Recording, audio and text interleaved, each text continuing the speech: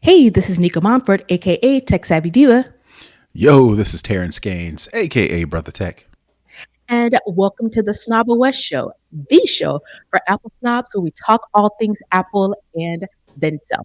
We want to thank each of you for your continued support, for coming back and listening or watching our show each week. If you want to become a patron of our show to get exclusive content and get access to watch our show live, you can head on over to patreon.com/snobOScast. Let's go ahead and get into the show. We're going to start with the lowdown where we talk all things Apple. First up, we have a new iPhone 14 and iPhone 14 Plus in a bright new spring color of yellow. So they are dropping this. I think it is available starting this Friday, which is March 10th. So if you're listening to the show, the pre-order will be available by the time you get the show. And it also, the availability starts that following Tuesday on March 14th. So getting ready for Easter and all of that holiday and the bright, vivid colors, we have this new yellow that is available for customers. Yep, and It's that's it. very bright. Yeah, Yeah. it's very bright. And I don't think they've done like anything in the yellow range other than like the gold before, right? The maybe the iPhone 5C, I think was yellow. Oh, maybe. I mean, I had to look it up. 5C yellow. Yeah, I think there was a yellow iPhone 5C. That came in a bunch of colors too. So it looks a little bit better than the 5C because of the aluminum siding and just how the way the iPhone 14 is made. But yeah, this is not the first time, but we'll see if people gravitate toward this to get a little boost in iPhone sales. We shall see. Either love it or Yeah, hate and it type of color. very much. It's very bright, it's very vivid. If you are watching the show, whether it be live or whether it be on YouTube, we actually have it up on the screen. It is very brilliant. It is very, very bright. So It's Easter it'll be, suit, Easter suit oh, white. yeah. Easter zoot suit yellow, ready to be seen, and it's definitely not a phone that you would be able to hide. You definitely want a clear case for this, so you can see the yellow in all of its glory. Which I'm surprised that Apple does go out of their way to make a lot of different colors because most people throw a case on there. You never see the back. Never sees the Mm, light of day for the most part. I'm one of the few people that don't use a case. I used to use a case, and then I used to get a clear case, and then I was like, you know what, forget it. I'm careful enough to where I'm not even going to use a case because I didn't spent in my case, $1,200 almost for this right, phone. I'm not about to hide it behind a case. Now, again, I run the risk of if I drop it, it's cracked, and then who cares how right, cute it is if it's cracked up. right. But in the meantime, in between time, it's like, you know what, I'm gonna show it off a little bit. But that's just me. Most people throw this thing in a case immediately. So, Yeah. which is weird. Not weird. It's surprising that Apple does go through the effort to make all these different colors when I would, it's safe to say a majority of people, you never get to see the color once they buy it.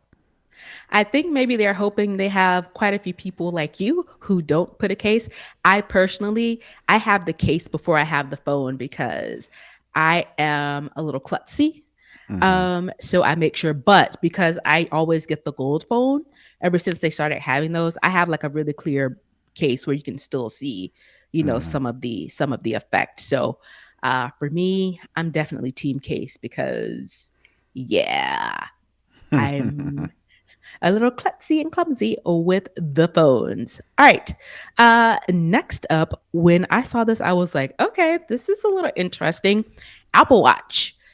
gets its own version of OpenAI's Chat GPT. So it's called Watch GPT. It is an app that is available in the App Store for currently $3.99. So, what do you get with this Watch GPT? So, it allows an option for you um, to be able to interact with ChatGPT right from your wrist. It even has the ability for you to add what's called a complication for quick access on your watch face. So if you have a watch face where you have, like, say, your music, you get to the music or podcast apps, you can do a complication that allows you to have the watch GPT on your front face. So in addition to having a wearable way to use chat GPT, you can quickly share whatever it is you get out of the app quickly via text, email, or social media. So it's basically, again, bringing chat GPT to your Apple Watch. I guess. I and again, it's me. It's not you, it's me. I don't necessarily see the use of Chat GPT yet. Mm, But then that's just me. I'm probably very limited in my application of this. Now, I'm pretty sure there's some people, bright people out there, can come up with a myriad of valuable uses for this. mhm, I take that back. There was one guy who I was talking to. I can't remember if I was talking to him in person or via message. Right? mhm, He used Chat GPT to make a meal plan for him because I think he was doing meal prep, mhm, and he gave Chat GPT or whatever he was using the ingredients, the types of food he wanted to use, the mhm, ingredients, and I'm pretty sure he gave him some other whatevers. mhm, And then he used Chat GPT to build out a meal plan for him that he was able to then go and buy the ingredients and prep it or whatever the case may be. Okay, I get it. That makes sense. But again, I can't think of anything valuable yet. Uh, when I do, I'll let you know. Yeah, I know some content creators are using it. My hairstylist, she's actually launching a new business and she has a website. And so she actually used it to come up with some content to put on the website, describing some of the services and those type of things. But with this Watch GPT, some of the features you get, I mentioned before, you get to interact with it directly from your wrist on your Apple Watch. You can quickly get answers to your questions or generate longer messages without typing. You can share the outcome of your interaction with others via text, email, or social media. You can, again, like I said, you can set the app as a complication on your watch face. It does not collect any data, they say. And it's also available in English, Dutch, French, and Spanish. So that's good. This is the things you can do, but the developer, Hyde Vendor Plogue, sorry, Heidi. I do not mean to jack up your name, but they've already started to look forward into some new features that they're planning to incorporate, which include right now you can only ask it one question, but in the update, you'll be able to have a whole conversation with the tool. The complication will enable direct input. You'll have your own API key. You'll be able to see the history of the conversation, and you'll have the option of vocal input by default, and you'll have the option to have the response read out by the app. So for you hardcore chat GPT users, you can get this on your watch right now from the App Store, and it's called Watch GPT. All right. Next up on the lowdown, there were some new betas that were released today, I believe, Wednesday. So the third developer beta release of iOS 16.4. iPadOS 16.4, tvOS 16.4, and watchOS 9.4 are now available for public beta. So we can take a look at what will be expected for Ventura first. First up, Ventura is adding new emoji characters that include shaking head, pink heart, blue heart, gray heart, a donkey, a moose, a black bird, a goose, wing, jellyfish, hyacinth, I think that's a plant, pea pod, ginger, fan, comb, flute, mascara, and left and right hand.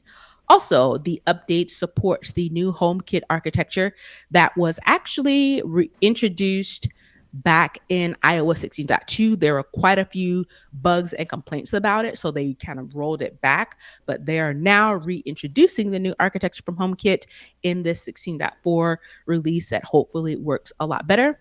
Also, Messages app allows the offer for content previews for shared Mastodon links. So Mastodon is starting to, chug along and starting to make it into the mainstream. It was first kind of being highlighted as the alternative to Twitter, which is not an alternative to Twitter. It's another platform. And I think people Mm-hmm. realize that soon after they kind of start to migrate over when Elon first took over and nobody knew what the hell was going to go on. Also, there are new options and shortcuts for creating workflows that include Siri notification announcements as well. So, as with any new release, we don't know exactly when it's going to come out. Apple is saying in the spring, so that could range anywhere from later this month into early June, but likely it will be announced when they do the spring announcement. One of So, the things that they don't know if is going to roll out is this Apple Card savings account. I think that was one of my mhm, predictions that Apple will not. Something's going to happen. Something's going to happen, and they ain't going to announce it this year. There's some code in the 16.4 beta that refers to routing and account numbers, current mhm, balance, interest earned, data management, funds available for withdrawal, and more. The code also references, and I quote, transfer your Apple Cash balance to your savings account and start earning interest today. And quote, you can transfer up to X amount from your Apple Cash to your savings account in a single transaction and start earning interest today. So while I don't hope it happens because I want my prediction to be correct, I am kind of looking forward to having a Apple Cash savings account because it sits right there on my phone, yep. integrates with my Apple Card, and it integrates with my Apple Cash that I've saved up as a result of the cash back from using the Apple Card Mhm. on purchases. Right. So let's go ahead and hop into some of the new features for iOS 16.4. And honestly, many of these updates will likely go across platform to the other devices. So I'm assuming a lot of things that we'll see in iOS 16.4 we'll likely see in iPad OS 16.4. So I mentioned the emojis from Ventura. Same emojis coming in on the iOS front. Safari, there's one that I think is a shaking head that apparently people are into finding ways to use it or funny ways to use it. I'm like, okay, sure.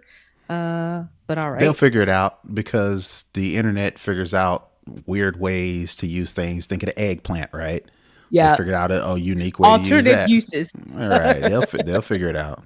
Yep. So that's going to be interesting. Also, Safari web push notifications that's coming to iOS 16.4, where your web applications will now be able to send push notifications to your phone. So this means that if you go to a website, you can add it to your home screen, and it will, if you have something in your web browser that can send a notification, you'll be able to get that from the web to your phone as well, if that makes sense. Mm-hmm. And you can also, it says you can also manage push notifications from web apps directly from within the settings. So it looks like there's some additional support coming from that as well for your third party browsers like your Chrome, your Firefox, your Mozilla, and those type of things as well. HomeKit architecture that is also coming to we mentioned it in Ventura. That's also coming in iOS as well. I wonder what they Um, mean by new this architecture that was buggy. I don't see a difference. I'm a pretty frequent user of HomeKit. Now, I wouldn't mm, consider myself a power user, but I have a lot of devices that are integrated into HomeKit.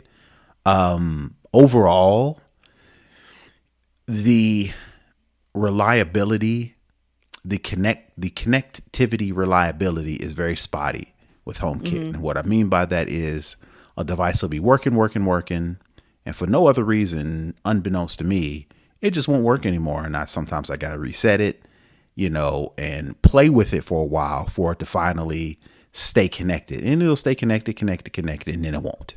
So I'm wondering yeah. if that's what they mean, or is there something else that Apple's released and then pulled back and then are trying to fix? Because if I think yeah, it's what go ahead. I think you said. I think they redesigned the architecture of how HomeKit works. You know, the way it was previously, I'm assuming based on some of the nomenclature they use, they changed it, switched it up to make it more efficient and to make it better. And they released that back in December. And then Hmm. it was like, nah, this ain't ready. This is not right. Let's pull it back. So I'm assuming now that they're reintroducing it, the issues that they found, it should be fixed. So I'm assuming they've Hopefully. made it easier. They've redesigned it so it's better usage for people who, really are into home automation. Next up, better precision for emergency SOS via satellite. So, emergency SOS uh, is being updated, like I said, for more precision. And this new feature, well, the upgrades will now be able to tell you exactly when you'll be in range and out of range. So it says, I was reading from a story on iMore, next satellite available in X hours and X minutes. And it gives you basically kind of a countdown to when the satellite will be in right position. So if you're out somewhere, you don't see anything, it can't find a satellite, it should tell you on Be the patient. screen, be patient, come back. And, I know you may be out in the middle of the wilderness Bleeding to all death. alone. Right. But hold on. The satellite is coming in your direction. And, for those of you who are not Patreon supporters, I talked about a little bit of SOS from my recent trip where I was in a very remote location and the SOS enabled immediately as soon as I took my phone off airplane mode. So, very interesting to see, the innovations that they make on this emergency SOS. Terrance, you did talk about the Apple Card savings issues. Well, not issues, or potential release, possibly or not. We don't know because we don't know. So I don't know if you heard that, but that was Yeah. that girl who she kicked in and I wasn't talking to her. Oh, yeah, right. No, we didn't hear it. We didn't hear it. Oh, okay, good. That was happening all day today at work. I was on calls and then she just started talking. I'm like, I didn't call for you. I didn't send for you. But there are a bunch of other changes as well that are coming up. Again, you can check them out. We'll put the link in the show notes.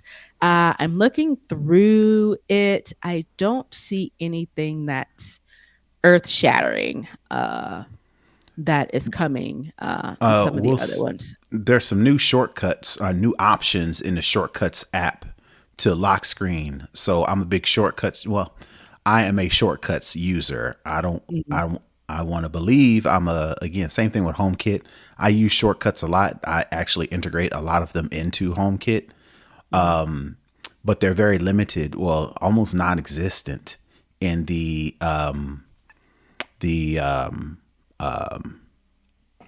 the shortcuts that I can add to the home screen. So Mhm. I'm curious as to how limited or how open they'll be in letting you add shortcuts to the lock screen and control the always on display. So it'll be Hmm. interesting to check that out. That is it to there's some podcast features. They really don't Yeah. say what specific features those are. They just say there will be a splash screen explaining the new podcast features. So be interesting to see what changes come to the podcast app. But Yeah. other than that, that's pretty much it. Yeah, it's nothing earth shattering. But yeah, we will definitely put the link in the show notes. And if you are so inclined, you can take a look at a little bit more detail in some of the features that we're expecting in 16.4. This article also indicates how you can install the beta on your device. As always, um, be cautious when you install these betas, primarily if you're using it on your daily driver.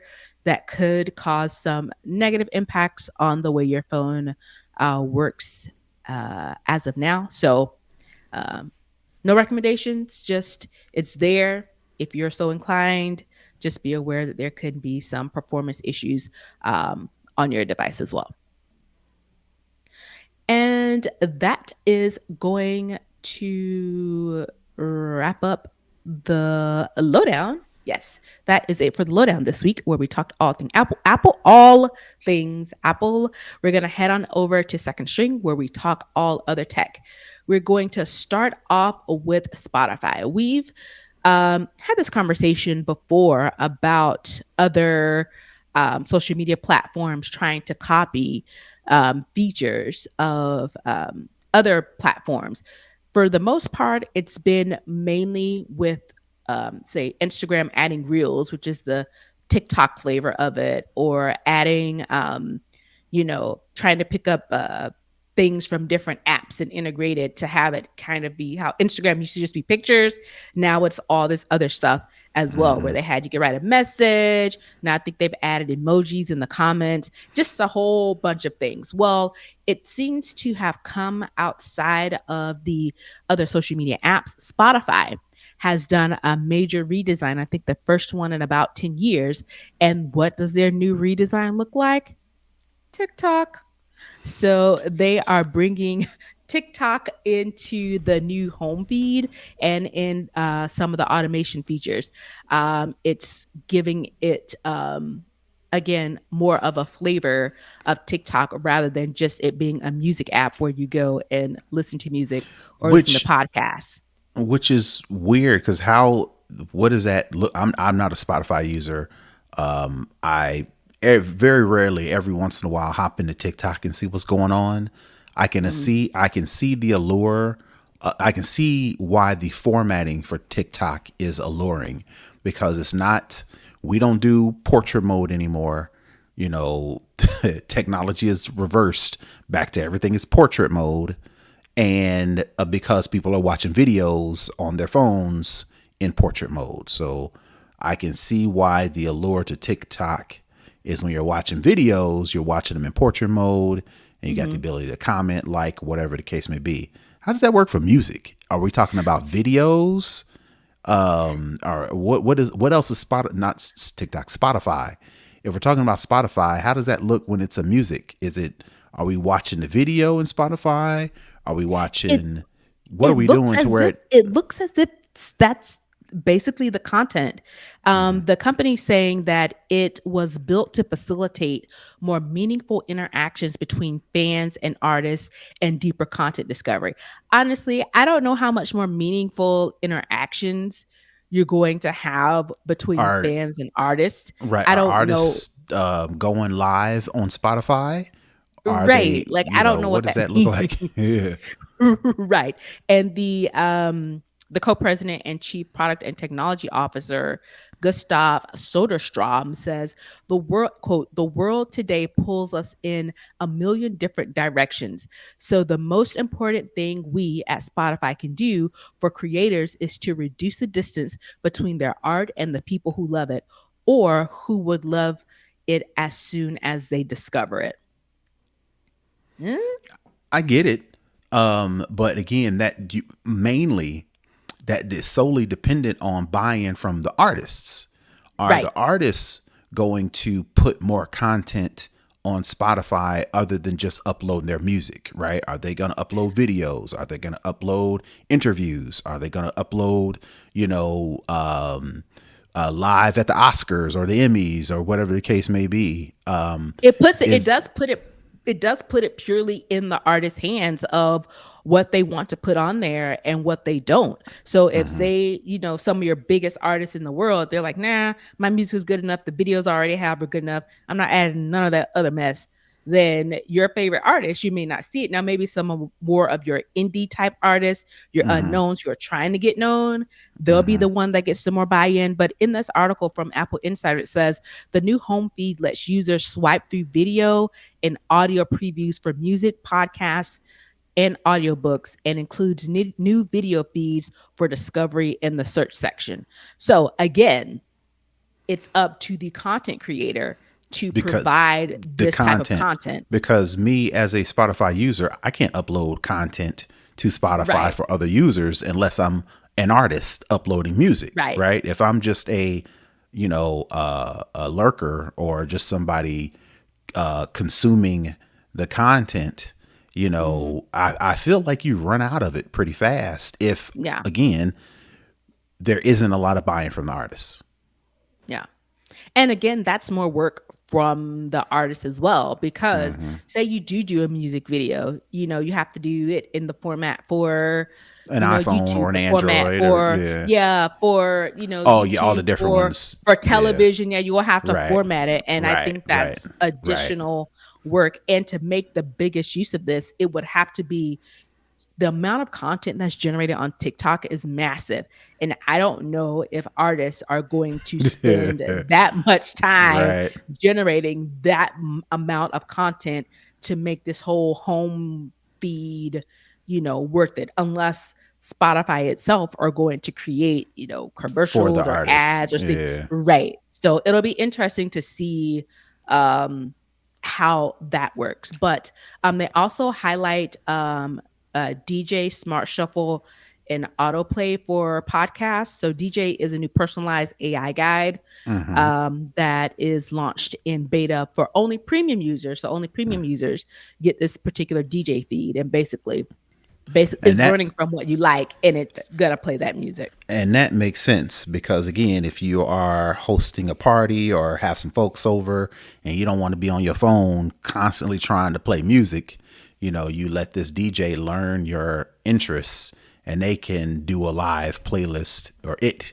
can do a live playlist for you without that much interaction once it gets to know who you are versus, like I said, with you trying to add music, what's next, or Create ask people. playlists and all Yeah, that stuff. yeah, yeah, Yeah. yeah. Because I be trying to do that and I get started and they be 3 songs deep and I'm like, oh, I'm off this. Yeah. And they have this new feature called Smart Shuffle, which it says is a way to keep listening to sessions. And they use the word, quote, fresh, with personalized recommendations to match the sound of a user created playlist. So I'm assuming, so say you create a playlist. If you have the Smart Shuffle on, it will go and find similar music to what is on your user generated playlist to kind of keep the party going, so to speak. Gotcha. That's what All I'm right. assuming that this is. And then the final thing is autoplay for podcasts. So it automatically goes to the next episode if you're listening. So say if you're listening to our show, you need to catch up a few episodes. So say you listen to episode 205. Once that's done, it'll automatically roll into 206 and so forth and so on. So that upgraded Spotify app is actually available now in the App Store, and it requires iOS and iPadOS 14.0 or later, or tvOS 13.0 or later. Next up, Google One. I'm not sure. Of course, we are an Apple podcast, but I'm sure I know quite a few of you also have Google plans as well. Whether you have a Google phone or not, you can still have the Google One plan. We have So it they, for our podcast oh because we use yeah, Google Docs we and use Google Docs we run out of space to all upload the the time. shows. So we pay for Google One because again, we love Apple, but they don't have a, they're sharing iCloud is not up to par with Google's Yeah. platform. So, Yeah. I mean, it is what it is. So we do Yeah. use it, but just for the space to share the documents and upload videos and things of that nature. Yep. So it's getting a bit of an upgrade. So there are some new features being added, which for Google One subscribers, that now means getting VPN access. And this is again only limited to the premium tier, but it's also adding dark web monitoring. So it will alert you if your sensitive information starts to circulate on the dark web. And I thought that was pretty cool, that they are going to add this as well. So you have to, of course, live in one of the supported countries where you can use the Google VPN on a variety of devices, which includes, as we mentioned, Android and iPhones, as well as Macs and PCs. Previously, you had to pay about $10 a month for this tier. Or buy a Pixel 7, which will come included. But now, even with the basic plan, the $2 plan, Which is what we that pay comes with, for. which has 100 gigabyte of storage, that will still get you the access to VPN as well. And that will start rolling out. The article on The Verge says in the next few weeks. So if you are a Google One user, keep your eye out on being able to use VPN.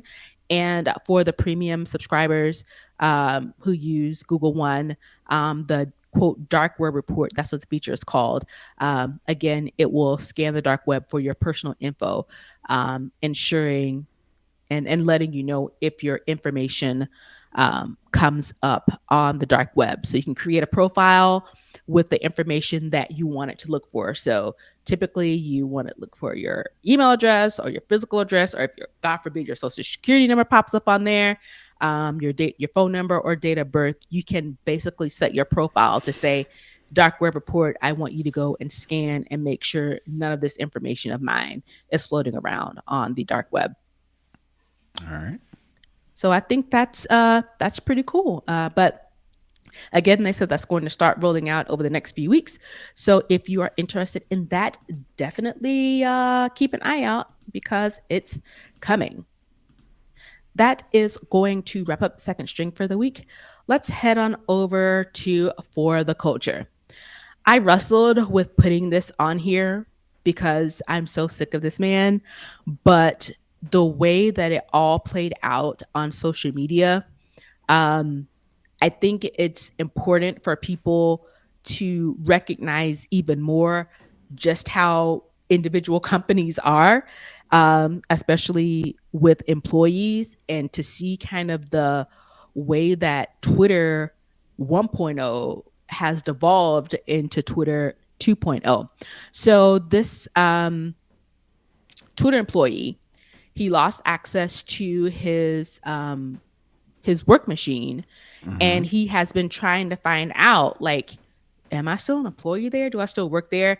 He was trying to reach out to the HR. He was trying all these different ways to determine, wait a minute, do I still work here or not? So Because was it he kind of doing it seems like it kind of publicly? doesn't. So before he wasn't, he was doing it privately. Okay. And Okay. and nobody reached out. Nobody, he reached out to Elon, he reached out to their whatever's left of their HR department, whatever he Mm-hmm. reached out to everybody. So his final recourse was, of course, to bring it to Twitter. So he gets on Twitter. He's like, hey man, I'll read the tweet. It says, and this is from a former employee Hallador Thorleifsson. He's Mm-hmm. Icelandic. Sounds like a He started Viking working. Viking name. Yes. And he goes by Hallie.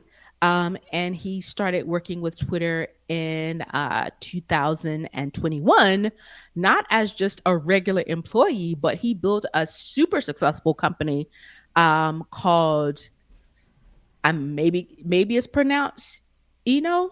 I don't know, UENO, Ueno. I don't know. Either way, that's the company that he created. Super popular. Twitter bought it. It's a design product. Mm-hmm. So they bought his company. A lot of times when you get bought out, people get stock options or this like, hey, just give me my money, I'm going to roll out. This particular guy chose to get his Stay on. payout as an employee, and he That's not uncommon either. Side note before you can mhm, continue. When yeah. Facebook bought Instagram, the Instagram creators stayed on as employees for a couple years. Same thing with WhatsApp. WhatsApp people stayed on for a couple years and then they bounced after a couple years. So it's not uncommon that if you Mhm. make something dope and a bigger company comes along and buys it, the owners opt to stay on as employees for a certain amount of time. Mhm. So to continue on, so he's working there as an employee. Again, his tweet was, "Dear Dear Elon Musk, dear at Elon Musk, 9 days ago, the access to my work computer was cut along with about 200 other Twitter employees. However, your head of HR is not able to confirm if I am an employee or not. You've not answered my emails. Maybe if enough people retweet, you'll have to answer to me." So this starts a whole thread, and Elon's response is, "What work have you been doing?" So it's this whole thread going on. Then, of course, Elon, ego gets in the way and it strikes out. And he's like, "Well, it doesn't sound like he really did that much work." He says he can't really type because he has apparently some sort of disability, really mocking the guy, trying to humiliate him on social media. And it's like, dude, you aren't supposed to be saying any of this. And he was like, "Well, he really didn't do any work, but his hands, I think he mentioned the disability was that the guy couldn't type very well." And he was like, "Well, he seems to be typing pretty well on Twitter, doing this whole thread." So it's just going back and forth, back and forth. He's basically saying this guy is doesn't really do any work. He's not any good. He's independently wealthy. I'm assuming referring to the fact that Twitter bought his company. And he says, this is reading from his tweet on the 7th, which was yesterday. "The reality is that this guy, who, in parentheses, who was, quote, independently wealthy, did no actual work, claimed as his excuse that he had a disability that prevented him from typing, yet was simultaneously tweeting up a storm. But no, but was he fired? No, you can't be fired if you weren't working in the first place." So, I mean, this is just going back and forth, back and forth. It's just a whole, they're kind of tit for tat going for each other. So, ultimately, what happens was when Elon stopped responding, I think his last response was like the sideways like laugh emoji or I'm pretty something. sure HR was like, "Yo, shut up." Right. So this guy actually does have a disability. He's in a wheelchair. He has muscular dystrophy. So in his messages, once Elon stops responding, he basically lays out, what his disability is, how it functions, and he saved the company $500,000. He's done all these things. So he's basically, what it appeared to me was like, I'm like reapplying for his job or showing that he actually has value to the company. So all this goes on back and forth, nothing, nothing. Then all of a sudden, very uncharacteristic of Elon Musk, he comes back later that afternoon with these following tweets. "Based on your comment, I just did a video call with Hallie to figure out what's real versus what I was told." So now it's, what I was told. It wasn't my own, words. Someone told me these things and I'm just regurgitating them. And it's like, it's a long story. Better to talk to people than communicate via tweet. Well, had you actually responded to his private messages, or HR responded to his private messages, this wouldn't have to happen via tweet. So it goes on to say, "I would like to apologize to Hallie for my misunderstanding of his situation. It was based on things I was told that were untrue, or in some cases true, but not meaningful. He is considering remaining at Twitter." So he does this whole 180, and people are talking about, man, this is very uncharacteristic of Elon. Well, first things first, you disclose someone's physical disability on the internet.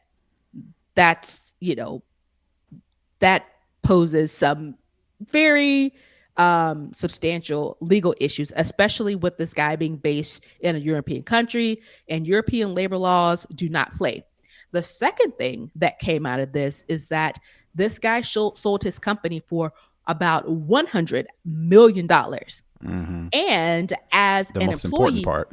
right, as an employee, as when he decided to work for the company and take his Mm-hmm. $100 million that way by working through the company, Mm-hmm. that, honestly helped Elon to not have to pay it out.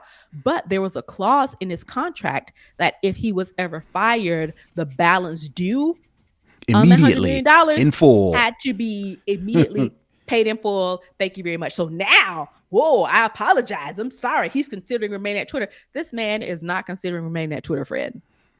And everybody who's anybody knows that. And it goes on to say to me is that one, I don't think there's really an HR department at Twitter anymore, because had this happen to a person that's this prominent in the company, Right. someone from Imagine what's happening to a HR, regular old person. Yeah. right, and HR typically would have responded immediately. If I cut somebody's access and fire them, and I now owe them about $100 million, because he's only been working for Twitter since 2001.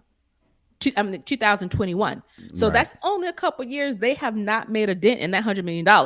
Right. So, This I think there's this part right here in the story. It says amid this back and forth, Twitter's HR department did reach out to oh boy Thor Lifferson to confirm he had indeed been fired. mm, And the guy responds, which is totally okay, and it happens all the time. mm-hmm, Companies let people go. That's within their rights to do. However, Thorlison was mm-mm-mm. asking if Twitter will pay him what he's owed on his contract, or will Elon Musk, one of the richest people in the world, try to avoid paying? Question mark. And then Run me my money. that's when Elon was like, Hey, hey, friend, we're hey, besties. hey, let's talk about this. Yeah, let's actually have a conversation. Before, I was just being very snarky and an a-hole on Twitter, but now this has real implications, because I'm about to be out of grip of money when I'm trying to save money, because I bought a sinking ship. So it's one of those things where I don't know, the amount of people that still look up to this guy as some sort of Genius. scientific genius, or Hmm. all these tech bros. It's just like, it really just causes me to wonder, like, how do you have this much money and this much influence, Hmm. and you just like shooting off at the mouth, not Hmm. even Thinking saying, about the let me, implications. right, let me actually ask my HR department about this before I start violating HIPAA laws and disclosing this man's disability, Or and messing up his basically money. messing up his, I mean, just being a complete jerk to him, and very Well, I'm talking about snarky and Elon very messing up, nasty. talking about Elon messing up his own money, Right. because if this guy is indeed fired and this guy decides, I'm just gonna stay fired. Elon's got, like you mentioned, he's trying to turn Twitter around to where it's making money, and having to pay this guy the rest of Mm. his contract, whatever that is going to put a dent in Mhm. that process or that progress of Elon trying to make money, right? Had he stopped and thought about it and did his research and figured out what the steps were before running his mouth on Twitter, he Mhm. probably could have saved this however Salvage much this. money, however much he's going to pay this guy. Now it's up to this guy, which, if you ask me, this guy, Holly, he was a little petty on his own by going on Twitter, because if I'm working for a company and they fire me or we have some issues And I know the and payout I'm about to get because they I'm fired me. I'm going to lawyer up, I'm going to document everything, I'm going to stay quiet and let them make the official decision, because Mhm. according to him, he didn't know whether or not he was fired. If I didn't know whether or not I was fired, I'm keeping And that to my myself. access was cut. That made it I'm seem keep like I was fired. I'm lawyered up. I'm keeping it to myself. I'm waiting for Twitter to confirm Mhm. yes or no that I'm fired. And then I hit them with the, all right, let's talk about this money you owe me. by this guy kind of going on Twitter. He was in a weird, petty way trying to dunk on Elon Musk, knowing in the back of his mind he's got this ace up his sleeve. It's like, Mm-hmm. don't even do it. Just don't even play the game, But again, that's how social media works, yada, yada, Yeah. yada. So, but at the same time, this his plan doesn't work if Elon does the right thing as a But boss, right? they already told him he was fired. So they would have to make the effort to rehire him and to get him to accept it. So Right. either way, they are at the mercy of this guy. And he mentioned in one of the tweets that the reason why he took the payout from working is apparently in Iceland, all of his, basic, they have very good, I'm assuming, healthcare over there. So Mm-hmm. any of the issues that he's experiencing with his muscular dystrophy, he's very well taken care of over there. And I'm sure whatever salary he was pulling from Twitter after the sale, first off, he probably already had some money. Mm-hmm. Secondly, the money to pay out somebody $100 million, your annual salary has to be pretty high up uh uh Mm-hmm. on the chart of how much you make. And he's been making this for 2 years now. Mm-hmm. So I don't think money was the least of his worries, especially since he knew his ace in the back pocket was that he was going to get the rest of his money in one foul swoop. Mm-hmm. So it's just really, I don't know. It's just really weird how it How this just dude seems is to worth keep $100 billion or however much he's Yeah. And it just worth keeps going. It's when like he doesn't learn anything from any of these things. But I guess he well doesn't have to because he's that um rich. somebody made this comment about Chris Rock as it relates Mm-hmm. to his special that you can tell or you get an idea that rich people once they get a certain level of wealth they F you stop. money. Yes, they stop learning, they stop evolving, and whatever their mindset was at the time, them making all this money, is their mindset going forward. Because, like Mm-hmm. you said, they have FU money, and so you can tell Elon must stop evolving a long time ago Long when this time. stuff happened. Absolutely. Absolutely. It'll be interesting to see how the rest of this plays out. If they can sweet talk this guy to coming back to work. If it was me, I'd be like, I'm out, dog. And see, Just throw what me I my would have money. again, what I would have did was waited until I wouldn't have said, "Oh, peep," until they confirmed whether or not I was fired. Once they Mm-hmm. confirmed that I was fired, then I would hit Twitter with the and ha ha ha, jokes on you. Y'all owe me my money. Pay me right now. And then Mm-hmm. let the dude trip over his words. But it seemed like, what the dude wanted to do was to Was kind of dunked on dunk him. on Elon, and Elon fell for it. Hook, Fell line, for and it. sinker. And I like the line in his tweet was like he's considering staying with Twitter. No, this man is not. He already Maybe he fired. is. He can't stay.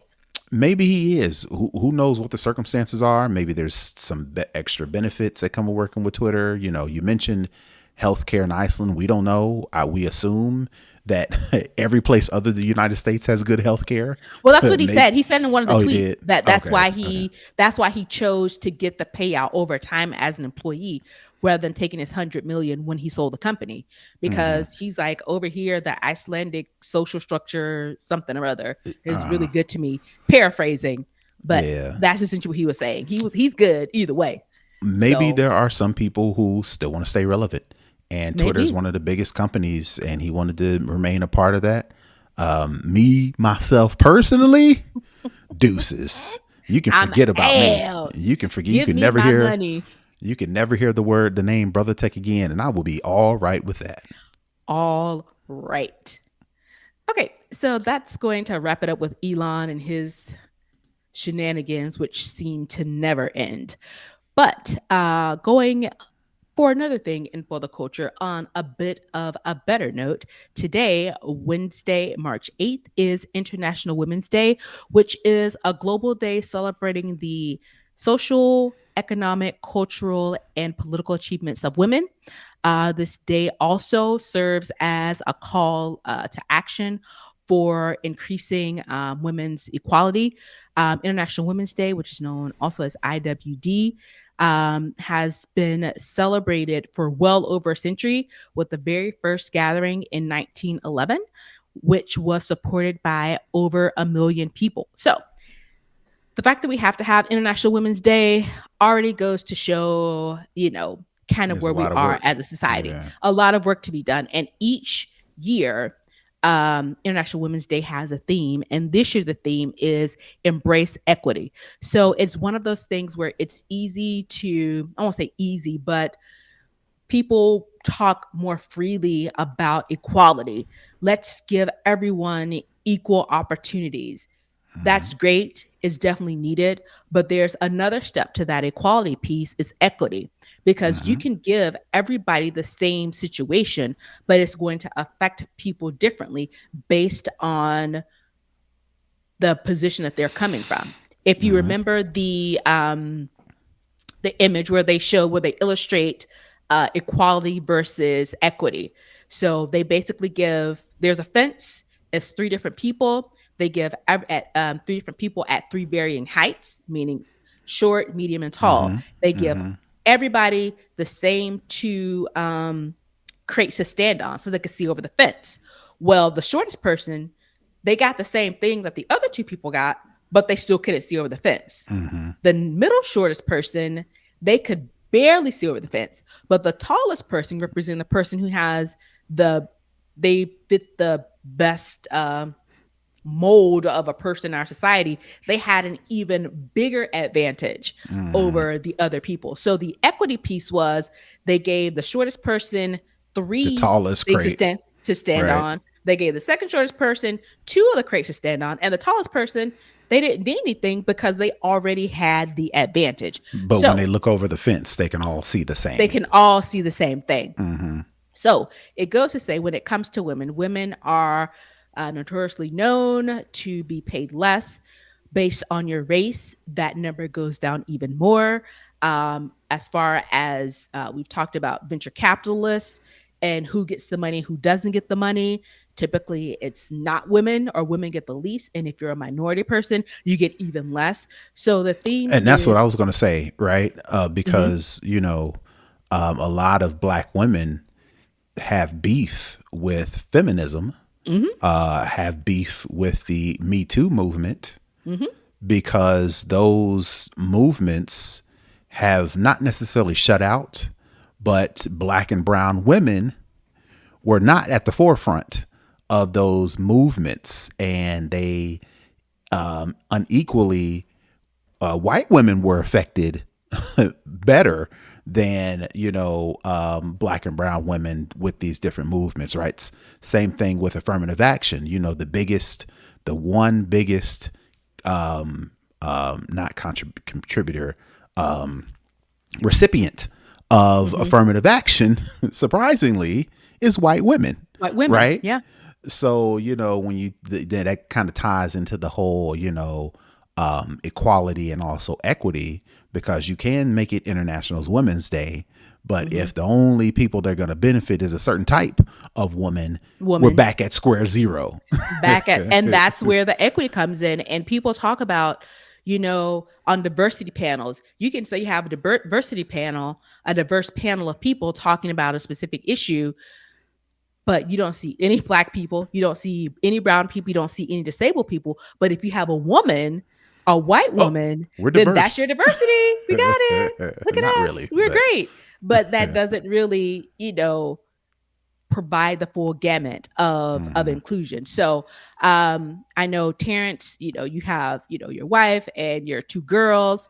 And so International Women's Day is really for the upliftment of all women, Hmm. regardless of religion, regardless of gender or sexuality, regardless of economic status, regardless of whether you're disabled or not. It's ensuring that all women across the board are getting the equity and the inclusion and the equality that should be that is due to them, because we do make up half of the population. And the fact that we have to have a specialized day and a specialized initiative to call this out lets you know that we've made progress, but there is still most certainly a long way to go. Yep, absolutely. So, may we raise strong women. May we embrace women of all sorts. May we be them. May we support them. The women in your life, the women that you just see out and about. Go forward and do the things within your power to ensure that equality and equity comes to them. So that is going to wrap up for the culture. Let's head on over to the hookup. What is our tech tip of the week?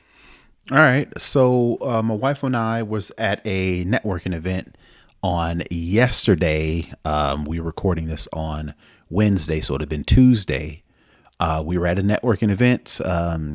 We don't have business cards because I don't roll like that anymore. But we were at a networking event, and it comes to the point of the time in the conversations to where we want to share contact information. Some of the people there had business cards, some of the people did not. Yours truly, but there is a way to share your contact information from the contacts app in on your iPhone, right?